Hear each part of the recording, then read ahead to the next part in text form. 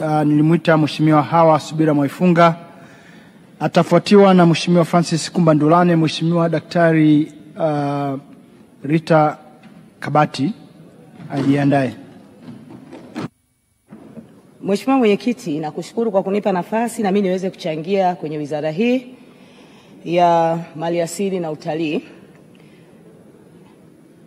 Mheshimiwa Mwenyekiti, kwanza kabisa namshukuru Mwenyezi Mungu mwingi wa rehema kwa kunijalia afya na uzima kuweza kusimama katika bunge hili tukufu katika bajeti hii ya maliasili ambayo ni ya mwisho katika bunge hili la 12, na mimi nikichangia hoja hii ya maliasili na utalii. Mheshimiwa Mwenyekiti, mimi naomba niombe wizara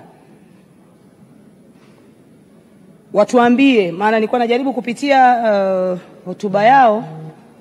Mheshimiwa Mwenyekiti, tangu baada ya Royal Tour sijaona wizara ikija na mkakati wowote wa kuendeleza utalii. Baada ya Royal Tour sijaona jambo lolote jipya lenye kuvutia ambalo litatufanya tuondoke kwenye Royal Tour tuje tuingie kwenye jambo hilo lingine ambalo litavutia hata watalii wetu. Mheshimiwa Mwenyekiti, haya ni mapungufu makubwa sana kwa wizara ambayo tayari ilikuwa imewekwa juu kabisa na Mheshimiwa Rais katika swala zima la kutangaza utalii wetu. Sasa kama wao wenyewe bado wanasubiri tena mbeleko ya namna hiyo, Mheshimiwa Mwenyekiti, sidhani kama tutafika tunakotakiwa kufika, kwa sababu lazima tuongeze mapato kupitia utalii wetu nchini. Na siku zote Mheshimiwa Mwenyekiti tunasema Tanzania kwa masuala ya utalii vivutio vyetu ni vingi kweli kweli, Mheshimiwa Mwenyekiti, lakini bado wizara haijafanya kazi ya ziada kuhakikisha kwamba kwenye eneo hili tunapata fedha za kutosha kupitia utalii wa nchi hii.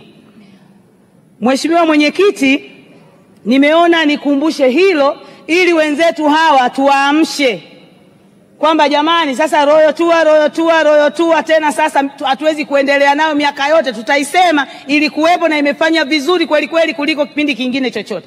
Mje sasa na mkakati mwingine, mje sasa na jambo lingine.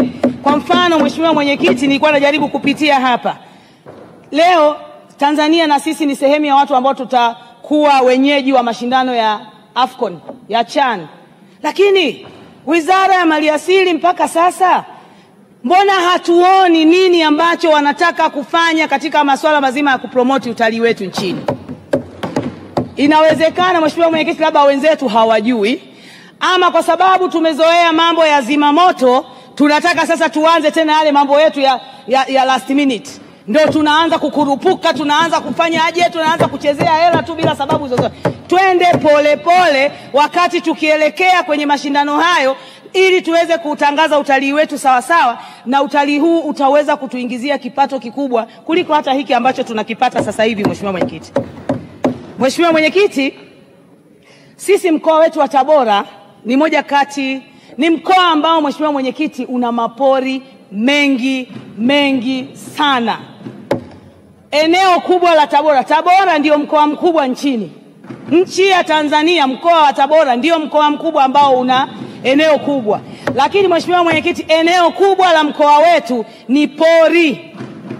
Mheshimiwa Mwenyekiti, tuliomba wakati ule ile ya mawaziri 8 inapita, tukasema tusaidiwe, watu wetu wameongezeka. Leo kwa mujibu wa sensa ya mwaka 2022 sisi ni watatu kwa wingi wa watu katika nchi hii.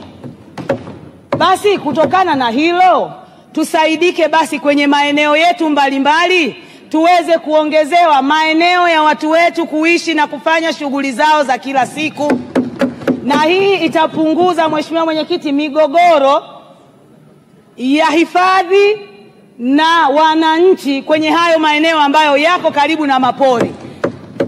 Mheshimiwa Mwenyekiti, naona muda sio rafiki sana, lakini pamoja na kuwa tuna ukubwa wa mapori haya, lakini bado Mheshimiwa Mwenyekiti, hata askari wetu wanaolinda mapori haya ni wachache, hawatoshi, moja.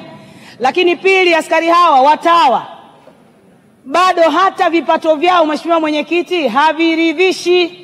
Na hili jambo nalirudia tena, nasema kwa nini kunakuwa na matabaka?